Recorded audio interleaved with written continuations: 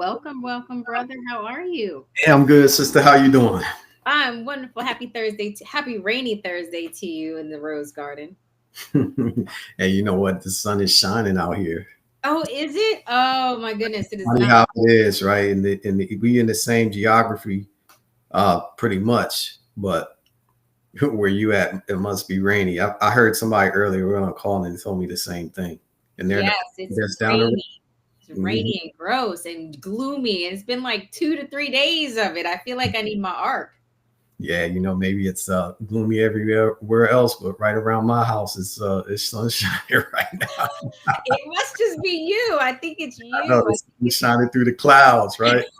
I think it's your energy. You know what? We all need a little bit of a bit of that for today. Well, I'm Sarita. I am the youngest part of this sibling duo, and this is my brother Xadian. And we come together every Thursday at 2 p.m. to hang out in the Rose Garden, which is a special place that we created so that we could have a safe and healthy dialogue about all things current, and to give homage to our wonderful grandmother who created these interesting beings that you see before you today.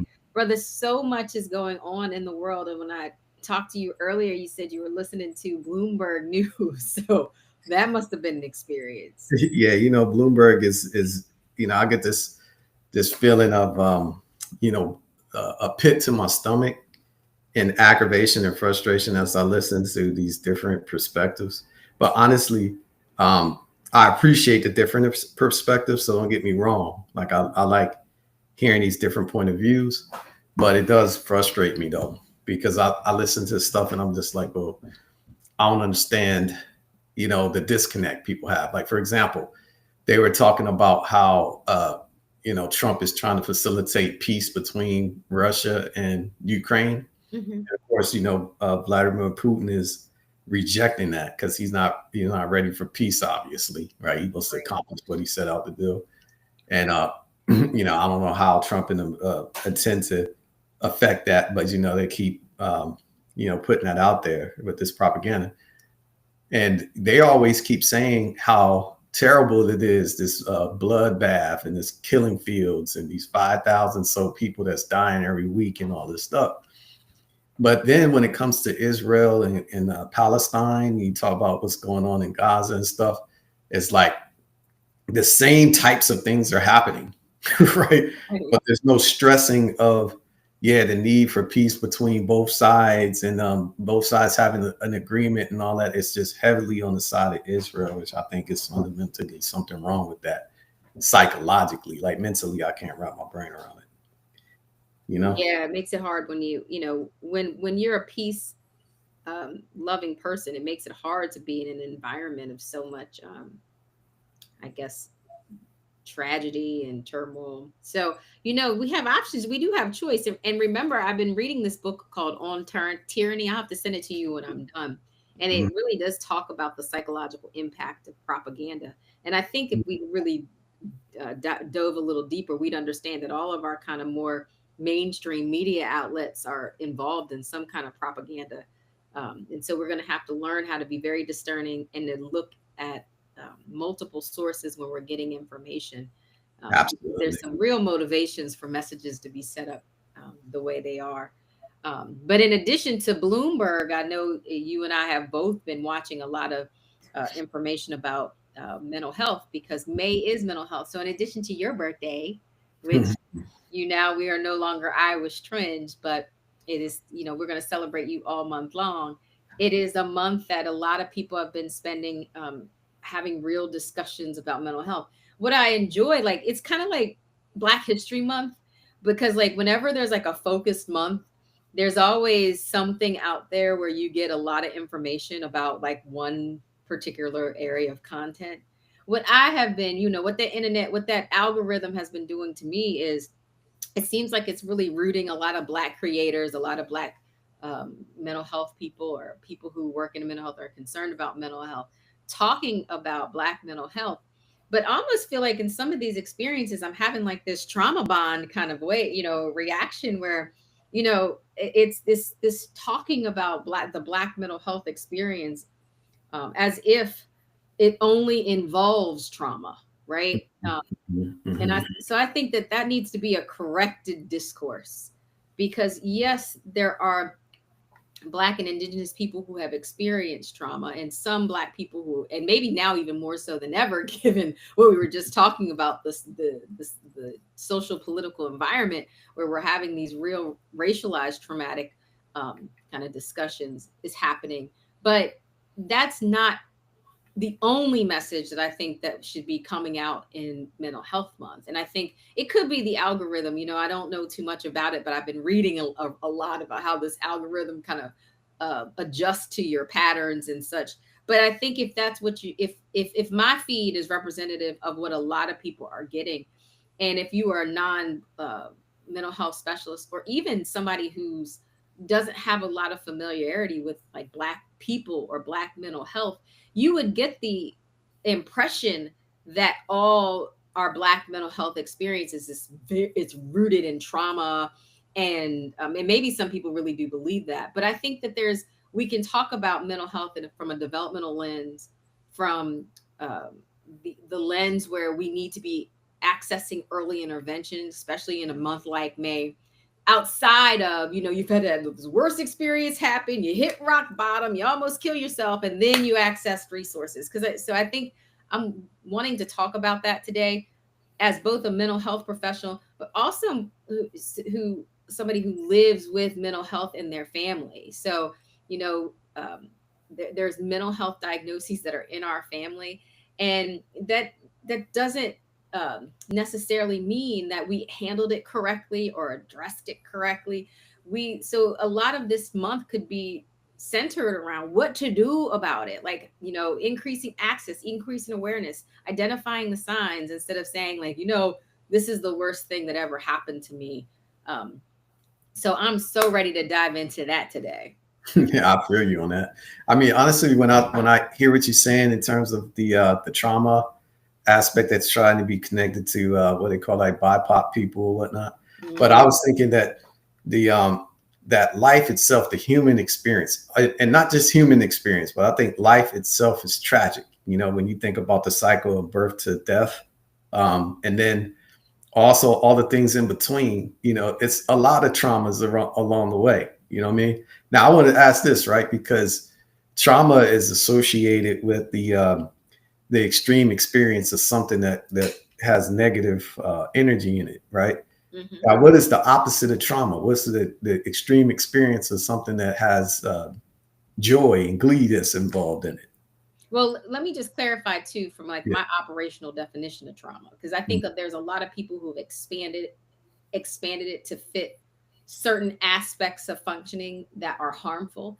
Mhm. And I would call that more like stress and stress reactions. But trauma has been defined, and it's really your exposure to events where you've either witnessed death or darn near experienced death. You know, and so if we look at it that way, what you described just a second ago is very meaningful.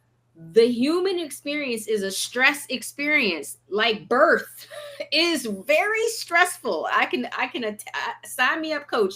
Let me tell everybody about the stressful birth experience that I had with both of my children. But I would not say that I almost faced death when I had my children. Yet a lot of people talk about, like, you know, birthing as a trauma. And there are some people, like, I do not want to mitigate the fact that there are going to be some people who've had, you know, life-threatening experiences in the delivery process. But it's not every experience. It should be a very small percentage of those experiences. And you can have extreme stress. Like extreme stress can happen, like the separation of the hips that happen in childbirth. But definitely the looming of the death shadow is on birth, right? Because birth itself is kind of like a miraculous event.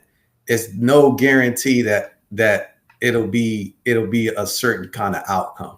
You know, you go into that birth situation and you're hoping for the best, but lots of things can happen. That's why, like, the best, I guess the best scenario is for you to be in a place where medical professionals are, that if something is turning left, right, We have which access. oftentimes it does, that you be in a place where, you know, they can escalate and they can help you. So, like, real in a very real sense, death shadow is looming over birth. right? But death's shadow is looming over every experience if we take it that way. Like we, you know, 100%. one of the part of the human condition is we want to control everything. And Mhm. so, and really the biggest thing we're all trying to control is not to die. But if we look, you know, like we're all trying to like, you know, put your seatbelt on, you know, don't drink and drive, all good things to do. And we're doing that so that we don't meet our ultimate demise. But a lot of things happen to most of us before we meet these ultimate situations. And so I think it's important to govern our language, you know, so that we are able to identify what are stressors and what are, you know, like there's degrees to stress, right? There's mild stress, you know, good stress, bad stress, and then there's some extreme stress.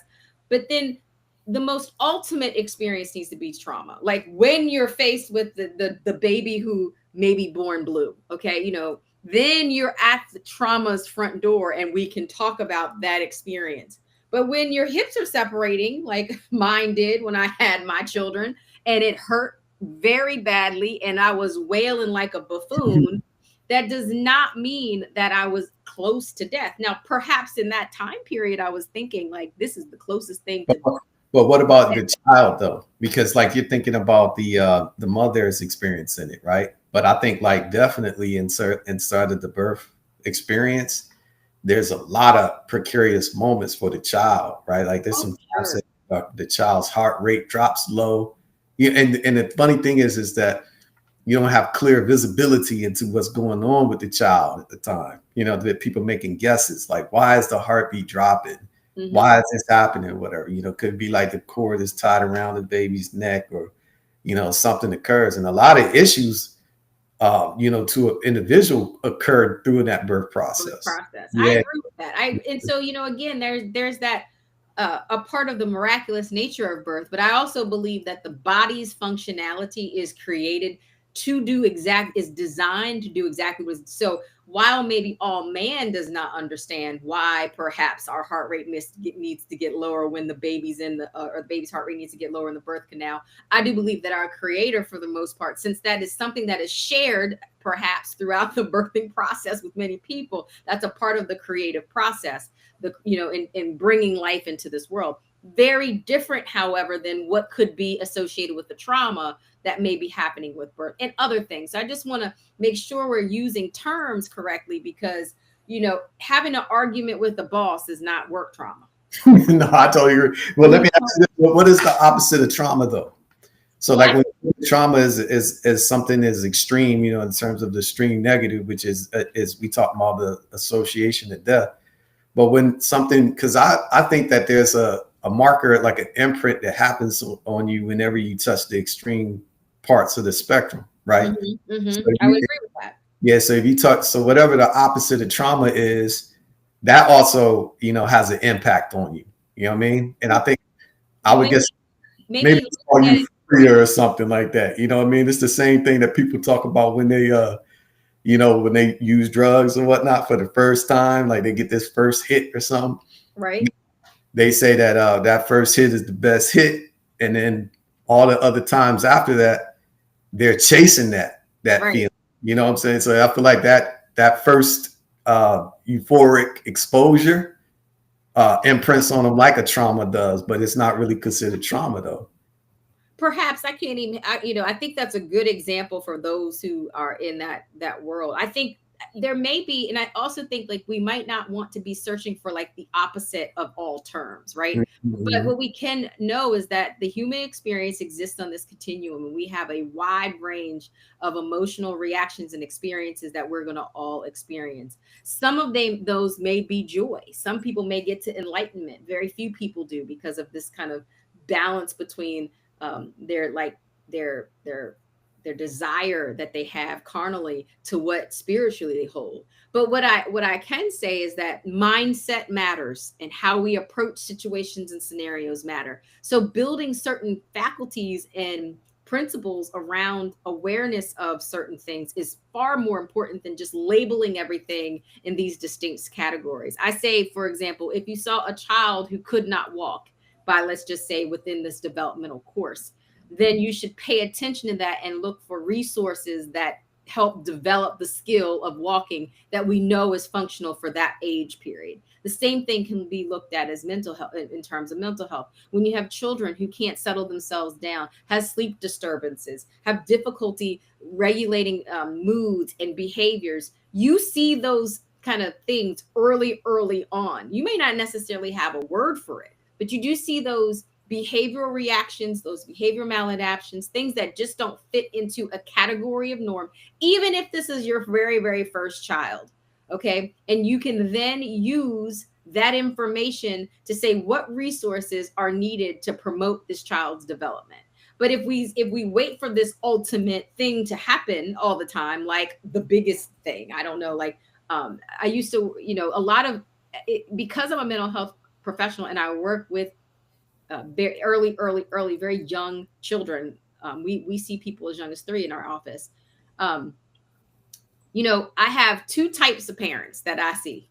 I have the parents who they done been on Dr. Google. They have identified everything and they want every, resource, every diagnosis possible to help the kid. Then I have those parents who are like, someone told me to come here. I don't believe anything that someone said. And I'm bringing you the kid here so you can prove me right? Like that ain't nothing wrong with my kid. Then I have some parents who are just like, help me understand what's appropriate and what's not. So like I get these kind of 3 groupings of families, and the families I like best are that third grouping, because really we're all figuring it out. I'm new to the case. Oftentimes my staff might be new to the case.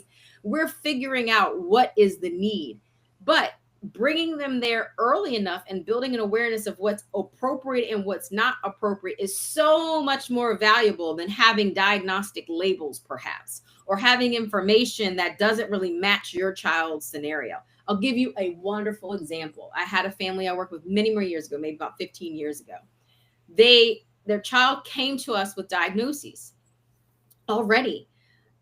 But what they were excited about sharing with us, one particular diagnosis. They didn't want to share the other diagnoses. Now, but if any other trained eye in the room, clinician in the room could be like, yo, there's some far more than what you putting on the table. It's kind of like if you were deaf, right? And blind, and the person just came in and said, I got a blind person here and I need you to help them do things. If you don't give me the full story, then I'm only going to do things that work for your visual impairment and not your hearing impairment. But it won't take a clinician very long if a person's talking to the deaf and blind person and they're also not getting some kind of reaction. You're like, is the person just deaf? Because I think there's something else going on. And that's what it's like in these experiences where you think from this human condition, you're controlling all the information, but a trained eye, a clinician that's worked with families or what, they will be able to figure that out and then add additional resources or other places where they need to seek support. There may not be, like, I'm not a one-stop shop all the time for everybody. And I think that's what's important. But also, have you ever seen that movie, The Sixth Sense or something like that? Is that the one with Bruce Willis? Bruce Willis and the child was dead, right? No, Bruce Willis was dead. Oh, Bruce Willis. Yes. Bruce Willis was actually a mental health professional. And you know what I thought was really interesting about that movie? Because it really identified, the blind spots that we all have as human beings, no matter how, professional we are, right? He didn't know he was dead, right? He was helping this boy to address the problems that he had, which was people thought he was crazy because he saw dead people. Right. You know what I'm saying? But at the end of the day, I guess they got to a point where they both realized that, his gift of being able to see dead people was so he could help these dead people in some kind of a way. Right. And how he helped him was the realization on his own that he was dead. Right. Now, that was wild because it helped me. It made me think about how, as individuals, no matter how consciously aware we are, that we have blind spots on ourselves. Mm-hmm. Yeah. Because I'm thinking that, we talk right now, like the dynamic we have, I think it's definitely, I think from our own perception and the perception from the outside world, this sibling connection or whatever, it appears, healthy. You feel me? Right.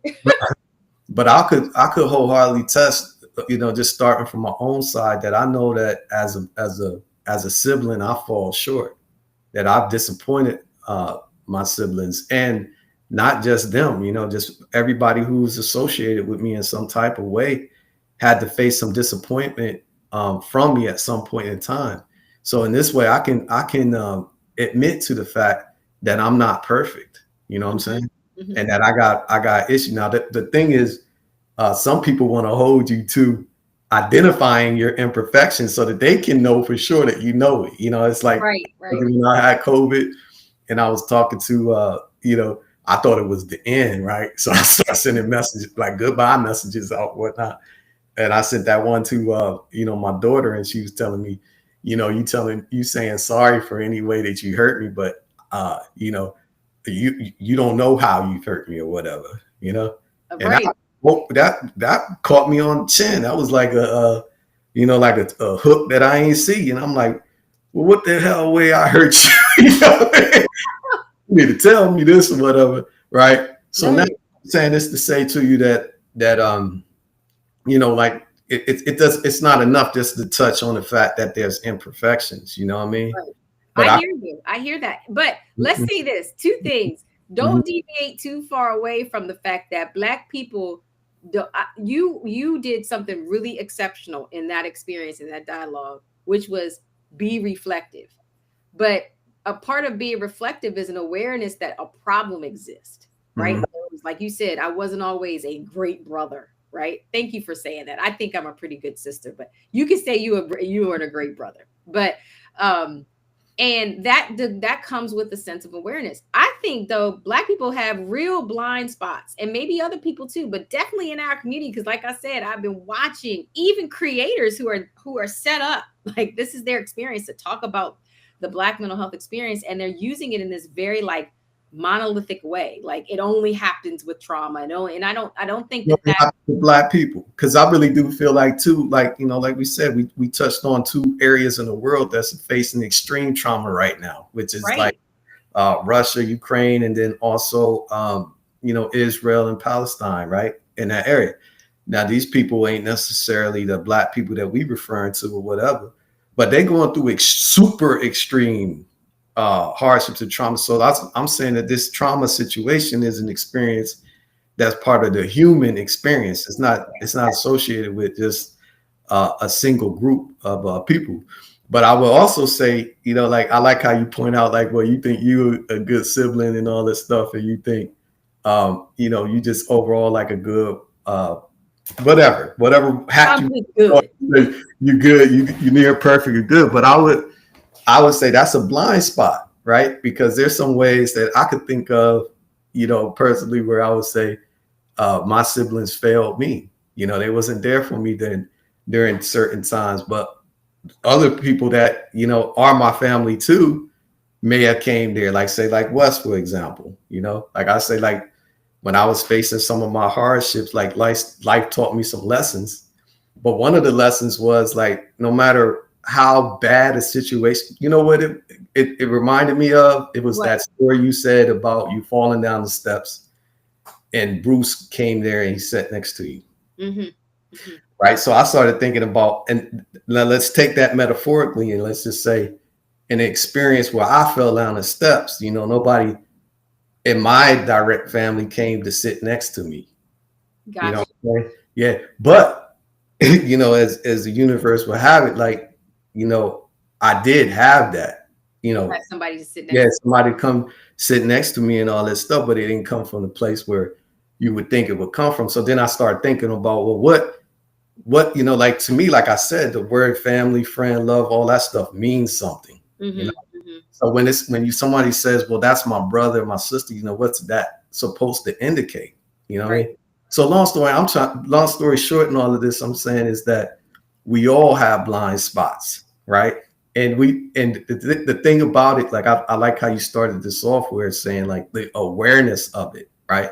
Because how could you ever fix it if you don't know what it is? Right. So that's what my daughter was trying to get at when she was like, you saying sorry, but you don't know what ways you you know what I'm saying? So I said, okay, true. I don't know. Thank Right. you for bringing it up. Tell me now, What is it? Right. You know what I'm saying? Now, when I get called a person through the carpet, that'd be like, explain to me where my shortcomings are. Crickets, big, like the big Bambi eye, blink, blink, crickets. Tell me, what did I do? You know what I'm saying? Now people are grabbing their straws like, oh, that one time I was supposed to pay this bill and you took it out of my account. Yeah. What was wrong with that? Right. But I say, okay, since that was a problem, we're going to solution it. No more. I won't do it again. Right. Right. What I'm trying to say is, I feel like no one would ever be able to get nowhere if they can't be aware of their own things. Like Michael Jackson's song talking about, you got to start with the man in the mirror, the person. Yeah. So when I start seeing people's issues, what it does for me is it starts making me look at myself in the mirror and say certain things. And like I said, hardships have brought me to my knees to the point to where I had to do that. You know what I'm saying? Yeah.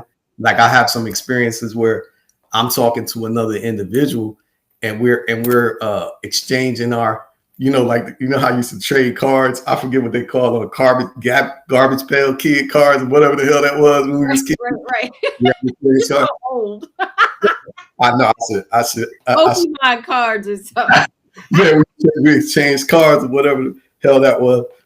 But it's like that. Like we exchanging hardships cards, right? Like, hey, I got an ace of spades of hardships. You know what I'm saying? What you got? Like I got the big joker. Trump your hardship or whatever. So this dude explaining some stuff to me about his family, and I mean, he definitely was coming from. It was really it was bad. You know what I mean? Yeah. And when he was explaining it to me, I heard it, and then he was like, "But I still love them," and I just was like, "Well, is that something that someone told you that you need to love people that's doing you bad?" You know what I mean? Right. You just love them. Why? I couldn't grasp why he loved them. Right. He kept just telling me like, I love him because that's my dad. I love him because that's my mom. And I'm like, but they don't want you. They're not a part of your life. I don't understand. Why do you love them just because of that? Might that reaction have not just to kind of have you reflect a little bit on like why your experience has to be like a 1-for-1 experience? It sounds like you really look for this reciprocality. Might your response to the way he loved been the way you'd been conditioned in love? So no, like if you look at it, what I'm trying to do is just trying to understand the way he's connecting it. So I wasn't even looking at it at myself. I'm like, I'm looking at your story completely, and I'm trying to say, while I'm watching this movie, help connect me to your logic framework. If somebody really is shunning you away completely, and how is it that you're connecting love to it? And also, if you don't know each other, like say right now, like if he never met his father, which he didn't, his father didn't want nothing to do with him from the gate. He never met him. The one time he tried to reach out to his father said, "Why are you calling me? I told your mother I don't want you." And that was it. And that was the only interaction they both had with each other in their life. And he says, "I still love him because it's my father." And I'm saying, I don't understand that. Well, that's my point is that from the way you were framing love and the emotionality to it was through a reciprocal thing. Like, so for example, as parents, we know that there's a lot of giving rather than receiving in that relationship. So 100%. if we framed it only by I love my children by how much they give me, then kids all over the world would have let me ask you this then. So by the basis of what you're saying, so he loves a total stranger. It's a man that biologically created him, but he has absolutely zero experiences with. Right. The man never held him as a baby. He never heard his voice, never cried, nothing. When he came to the phone to say hello, he ain't even recognized a voice on the other end because they never spoken to each other. Right. So now my question is, if he could have love for him, that's this total stranger, then why doesn't he love me though? Me being a stranger. Why doesn't that same person the same dude, right? Why didn't he just look at me and be like, I just love you? Why? Because you're a human being. But that wasn't there. Right. But he did have a connection of love to the role that this person is supposed to play in his life. So because that role is assigned to that person, now I got love for that person. Now, what if I was his daddy and he ain't know that, right? You know what I'm saying? But he just say, I got love for my daddy, but your daddy is right here. You know, I don't understand it, because I could tell you that there's a time in my life that we could have walked past our father and I wouldn't know him. We wouldn't have been able to pick him out. Yeah, so we could have literally fought on the street. Like he could have did something. We could have fought on the street, and I wouldn't know we was father and son. But then I would be saying in my mind, I love my father. I just beat my father ass real quick. I guess the two things are coming out from this discussion that I think you should process. One, love as a condition is a choice. And I know people don't believe that, but it really is a choice. Like, we wake up every day and choose to love things. And I think we need the freedom of doing that. Like, it's not this mystical, like I'm waiting for the mystical, magical love to come and fall on me. You know, it doesn't happen. So love as a kind of concept and a conceptual experience is a choice. So a person who's choosing to love in their own ways is what we all do. We choose to get angry. There's a real cognitive process that is engaged when an emotion happens. Mm-hmm. Now, in these roles, so that's different than so that's the first part. I think love, we all need to have this acceptance that love as an emotion is a choice. We aligned on that for sure. But then when you talk about roles like families and friends, certain roles we don't get to pick. Like, as much as I would have loved it, you know, I wish I was, upstairs and saying, listen, I want this person as a sister, this is as a brother. I didn't get to do that. So we came together in this kind of carnal experience because something else, the creator, the universe created that for us. But then we were blessed with all these other peripheral people that were like siblings to us at one point. And it's interesting because we're joined today by Antoine, who was like very much a brother when we were growing up. So, hey, Twan, thank you for being here. Yeah. And, we shared these feelings, reactions, experiences, the pain, all of that together as siblings every day, right? Remember, Twan used to live with us. So that is something different. Those kind of relationships, those bringing together, like how you talk about Wes, how you talk about Kiko, Bunny, all those important roles of that people have played during different experiences of our lives. Those people played really meaningful roles for us. And then we were able to label them with the same feeling, like love, if that's what we wanted to, right? So we have love for Twan. We have love for all these other people. So that's still a choice. Like, even if Wes came into your life, you could have chose not to like him. And there are still some relationships that are like that, where there's a lot of people that hang around each other, but they're mostly in competition with each other. Jealousy is just the other side of love. A lot of deep admiration for somebody that you can't see in yourself. But it still explains the disconnect of, how is it that you could love a total stranger, right? Let's just say, for instance, right, I could imagine when we were young, right, when our father wasn't in our life and everything, I could imagine what he was like. I could have created a fantasy in my mind, right? Mm-hmm. And then I could have attached to, that's my dad, right. And I could have created like a fantasy falsehood love on that, but no matter what happens in our lives, the end result of that is our choice and our actions, that create and the story we tell ourselves. So I'm glad that you just said that. Yeah. So we told ourselves a story about that. So that young man that you were talking about probably told himself a story about what that person did. But again, that story doesn't have to be validated in fact. Like, if we were telling the story about our dad, it would be really not factual based on what we learned later, right? The facts would be really skewed from what we had thought a parent would look like and be like. It really, the real description of that would have been much harder to love, let's say. Like, I don't want to be in love with somebody who's a crackhead. Like, that just wasn't like a story. That ain't romantic. But that's the story of our father's story. He might have been a funny crackhead and a functional, but the bottom line is that man had a functional addiction. And being in a functional addiction is problematic when you want to be a good parent. And so what our grandmother did was she protected us from that. So, and part of her protective framing, I think initially was not to talk about them.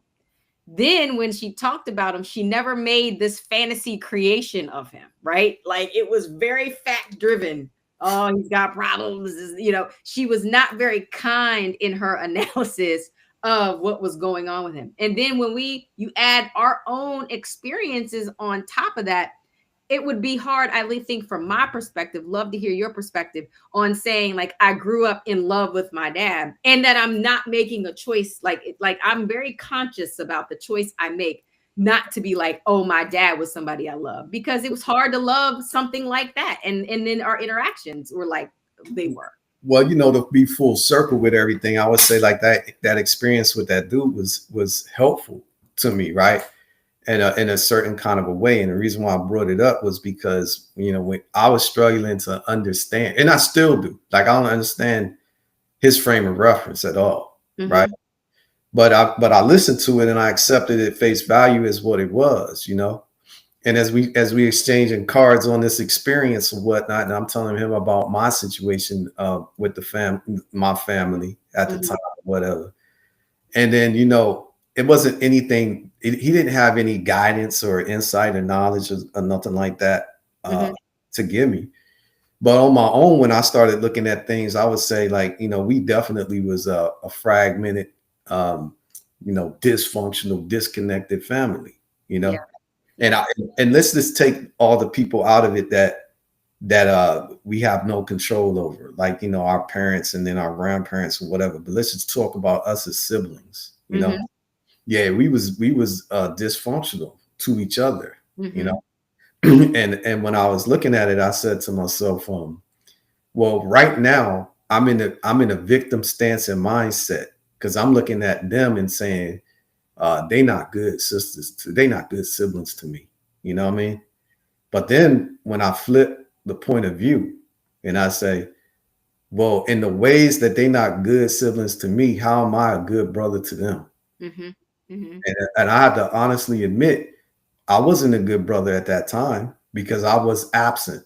I wasn't present. Mm-hmm. I wasn't there. So, like, again, a person, like, you can't be a good father or mother or anything if you're not around. You're not available. Yeah. If you're not around. So in my realization that I was like, well, as much as they're not good family to me, which that is true, I'm also not good family to them. Mm-hmm. So now I say, well, what does that do to me as a human being? Mm-hmm.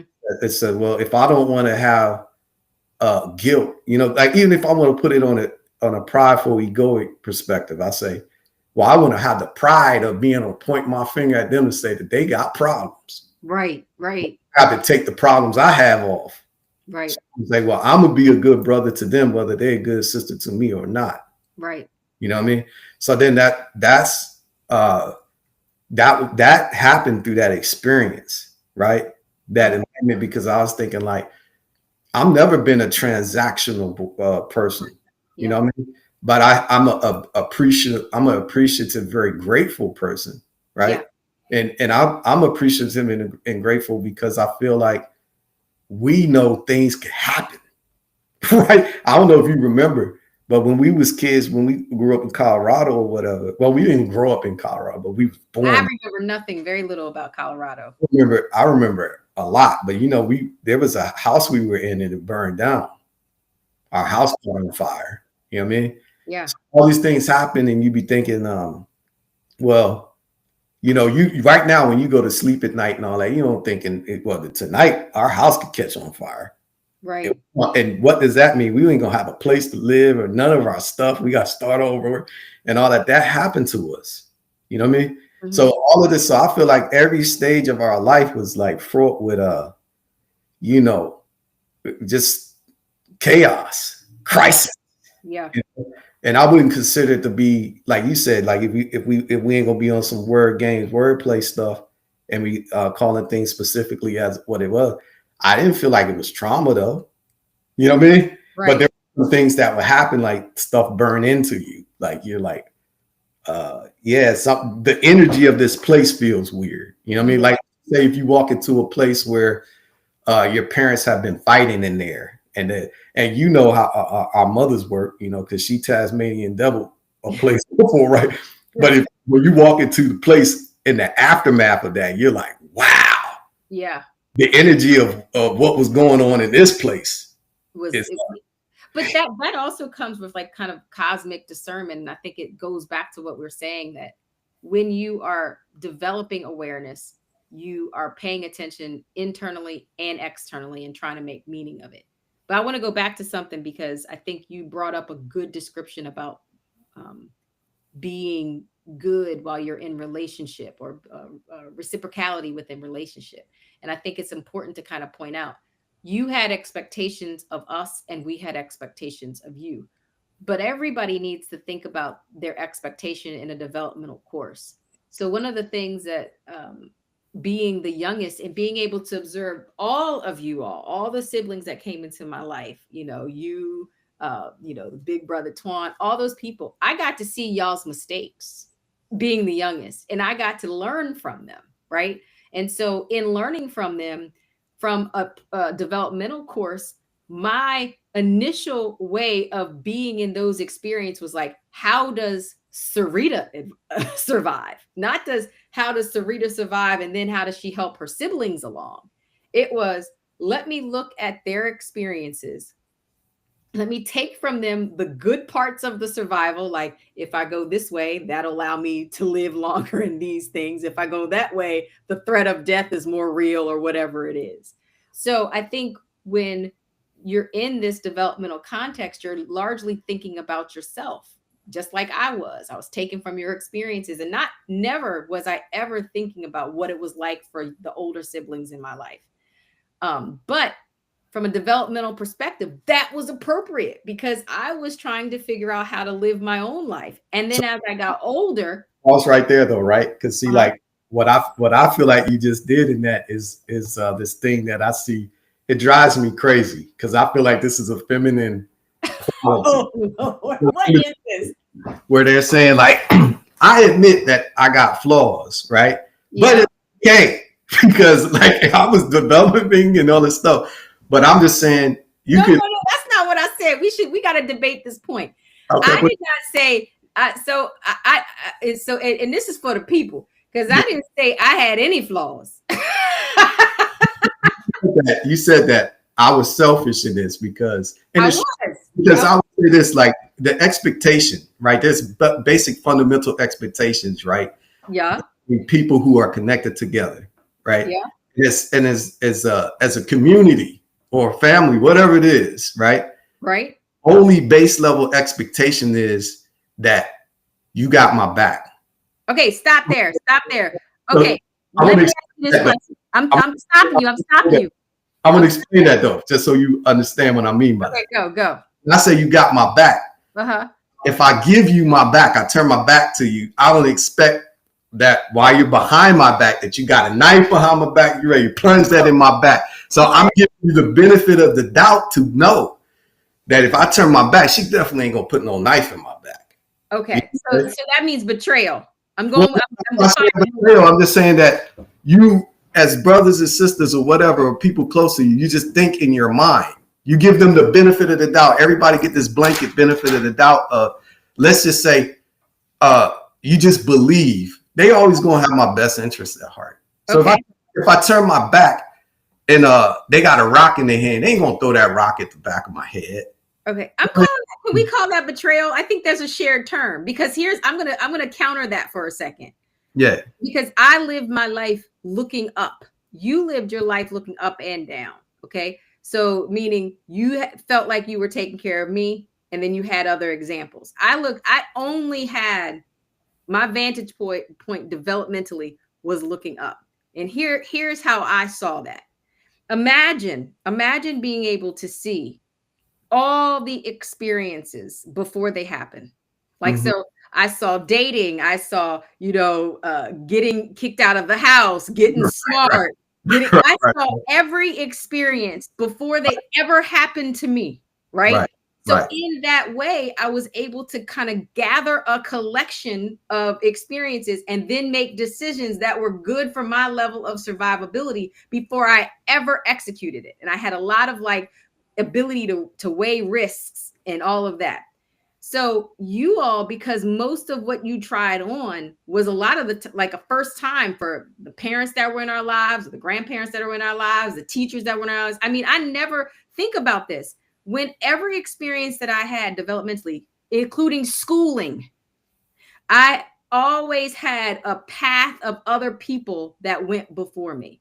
Mm-hmm. So a lot of the assumptions that I had to carry were not necessarily true to who I was. So in that developmental course, I am, of course, going to selfishly pick the solutions that I already know you all have tried on. They failed. So I'm going to do a different avenue. That was what I was trying to say. Now, in terms of holding up each other and having each other's back, contextually, I would say I did that really, really well. I'm going to give you an example in the things that I could control. So, like, I ain't on no house, I ain't on no car. I'm the youngest of you, but I can assure you this: nobody talked about my brother and sister. Nobody talked about the brothers that were in our lives. Nobody was able to tell me nothing negative about them. I wasn't gonna let you get set up to be jumped. Like, that was the experience that I could control as the one that was looking up. So what I'm trying to say is that fundamental thing, and maybe you're right that you shouldn't have no expectations of people, whatever, right? But if you take the expectations off, then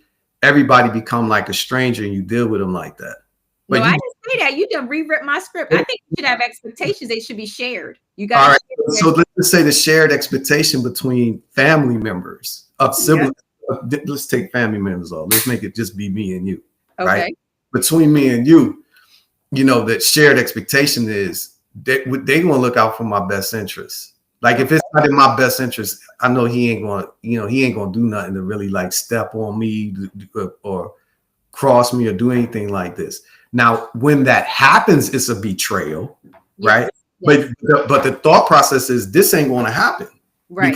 Because of the connection that me and this person has. You know what I mean? Right. I would say though that like certain things they simple. You know what I mean? And I look back at like things like you said, like Bruce being sitting there at the bottom of the steps with you. You know what I mean? But I could, you know, here it is. I'm playing Tasia with you. You know what I'm saying? I'm gonna be like, when I fell down the steps, you ain't sit at the bottom of the steps with me.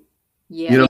Now, and also certain things, like I would say, you know, when they happen when people don't see them.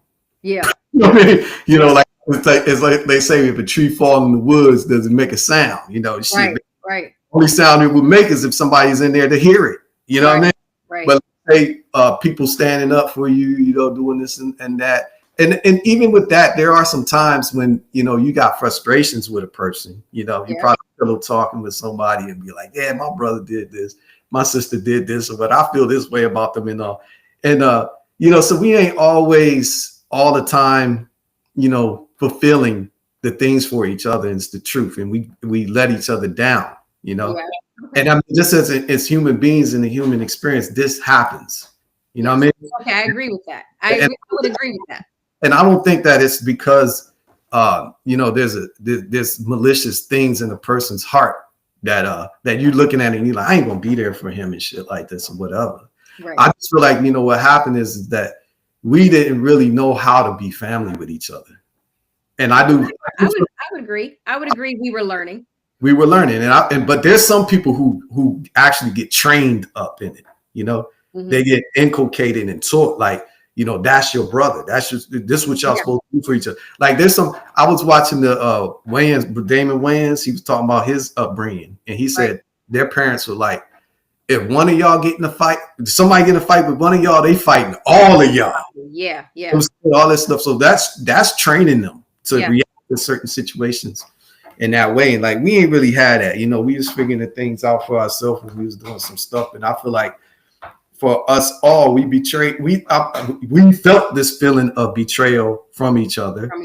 Yeah, and we disappointed each other. We wasn't always there for each other in the moments of truth, time when we actually really needed it. Yeah. You know what I'm saying? So then I also would say that you know, the impact like this thing has on you is also you have a choice on how you want to deal with that. Right. You could look at it and be a victim and be like, well, they did all this thing to me, but I was perfect to them. You know what I mean? And then, you know, you can act off that, or you could just be, you know, I guess you would say in touch with reality of it, right? Because this is the only way real healing can happen, Yeah. right?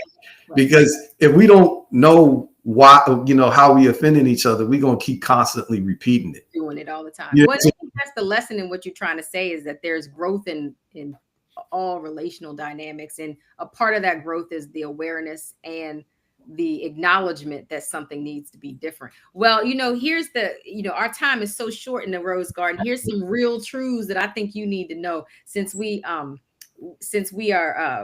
trying to figure out who knows who best and who did what better. So I'm going to give you some questions. I know you hate these games I like to play. What's wrong with it? I got some games. So it's very similar to the Would You Rather, but it's a therapeutic intervention that I do when I'm working with families who've been disconnected and they're being brought together. I have to understand the parents' capacity to get to know them and to be adequately attuned to their needs. So I have a list of 6 questions. You got to answer them. They're about me.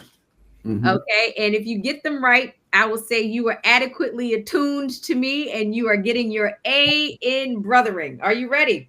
I'm ready. Let's run. All right. What's my favorite color? Pink. How you know what my favorite color is? Pink and green, because we went through this already. Okay, see, I'm gonna shoot you. I gave you an easy one. Because right. I need you to know me. Okay, what is my favorite food? Oh, desserts. How do you know that? I don't know. I just imagined the universe just whispered into my ear. I don't know how I knew that. You are correct. I called it sweets, but we'll go with desserts. I think sweets and desserts are adequately captured. Call it right. That's not right. Grandma would be saying, "Don't you eat that? You gonna get fat." So yes, I am an enjoyer, a consumer of sweets. Why did I get my PhD? Because why did you get it? I mean, it's according to what you told me. You said you wanted to be some sort of doctor, and you chose this one because it was I guess you would say something that was more fit to your to your personality. You ain't want to do the whole medical thing and all. You be listening to me. I like you. I pay attention. You be paying attention. What hand do I write with? Right hand. Where did I go to do my vow renewal? Thailand. Yeah. Look, you getting everything right. Okay. Who was my childhood best friend? Well, what place? In Maryland? Oh, if you know Virginia, say Virginia. Do you remember Virginia?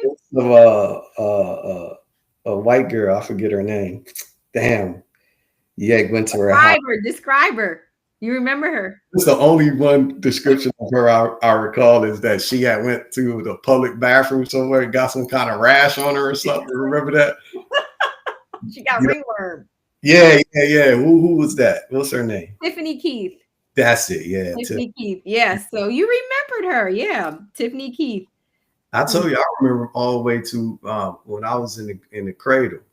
Wow. I don't have those memories. Yeah. All right. What are the things that could hurt my feelings when I was a kid? Anything. No, there was one. Your friends, or you talk about anything, you would cry. You was real sensitive. You asked our older sister, you tell. All we have to do is make fun of your friends or make fun of this, you'll cry. No, I didn't. There was one thing that really I was particularly sensitive about. What was it? Anything. Anything. I think you still are now. What is it, Dick? I don't know that. My weight. Man, you wasn't know. See, again, I feel like sometimes if you go back and look at the pictures of us at any given time in our lives, we were all always on the slender side.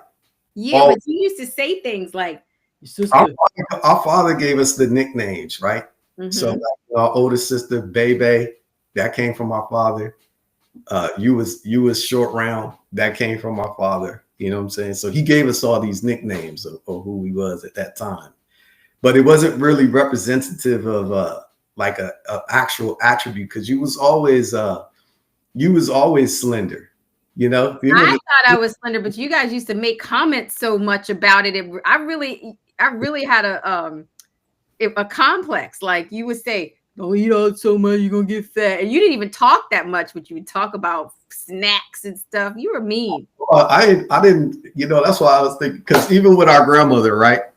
Sometimes when you describe her, like when you just said something that she said, it's interesting to hear you say it because uh, my perception of our grandmother is she was really a super proper lady. Like when we met her family, like I guess you say her great nieces and nephews and stuff like that, they would be saying that we looked at Rose like she was from France or something. Like she talked like that, but she talked fancy like that, You did. You did. I agree. Yeah, but she would be she even though she was that way, like, I would say uppity, sedity, bourgeois type thing, Yeah.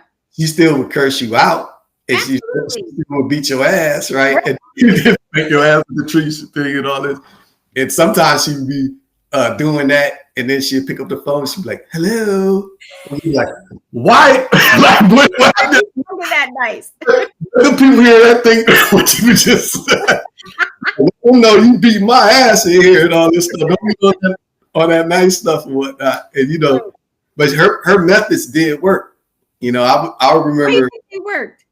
because like I remember, there was one time, this is something I did. I think crazy, right? But it was, how I was down at in the bottom level of the house by myself, where everybody else upstairs sleep. But she had like little lights in the house I think to help, so I could find my way to the bathroom and all this stuff, since it was on the other side of the house from where I was sleeping at. But as a kid, when I would look out, from underneath my blanket and stuff, and the lights they cast the shadows and everything, I just like, there's stuff out there. I don't know what's out there. I was scared to death to go to the bathroom, right? Right. There was a plant in that room with me, and I thought the plant was a real plant, so I said, shit, I'm gonna just go ahead and piss in the plant, because the plant it got soil in it or whatever. So it's just like what I would do outside, and I didn't know that was a fake plant, So grandma comes in there and she smelled the room as pissy, right?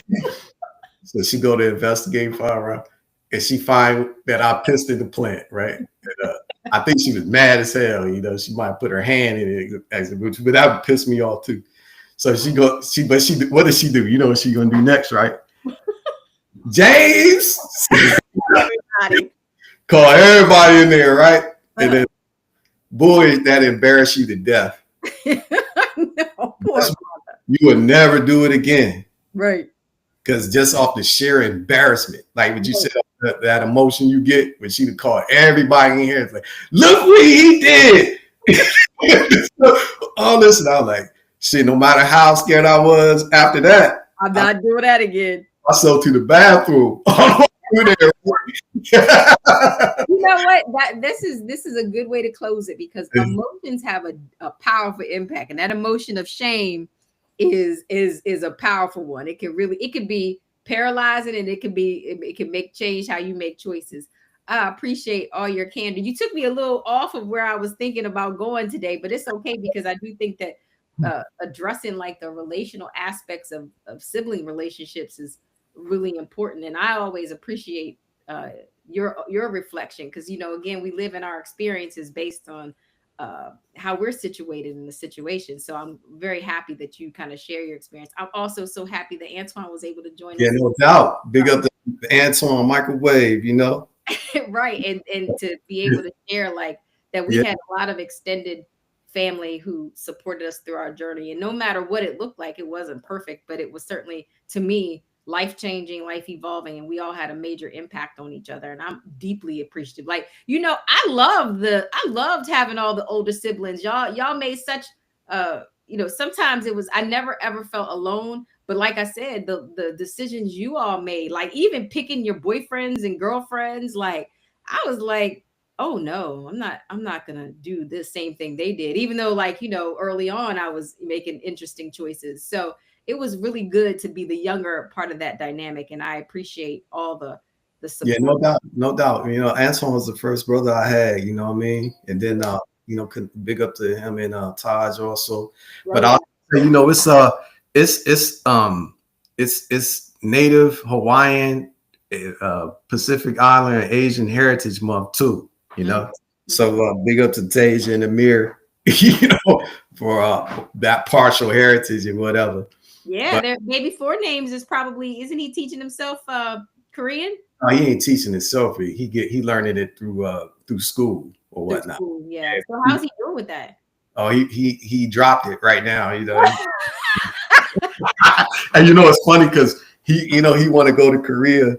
So his Korean grandfather was like, he halfway can't speak English well, but he said he was able to muster these words out. He go, why you want to go to Korea so bad? Because you can't speak Korean. Like, basically, what you going to do over there when you can't speak it and you can't read? So it's like, without having your mom there with you, you're gonna be lost. Right. So I thought the same, because that dude be being real. But I wanted to say we gonna have we got to schedule a guest that's gonna be joining us. But one of them is Hannity West, and also Balaban Lex. They are father son pair, but they making history in terms of Filipino martial arts. So we're gonna bring them on so they can talk about their background and their story and all this stuff too. And Oh, I also, can't wait. And the Rose Garden is always special when we have guests. And it's always special when we have to come together. Y'all join us every Thursday at 2 p.m. We're going to be here whether you are or not. Brother, I love you. You know, you always take me internally and externally. And I love spending this time with you. And I'm going to see you next week in the Rose Garden. all right, indeed. See you next time. See you, brother. All right.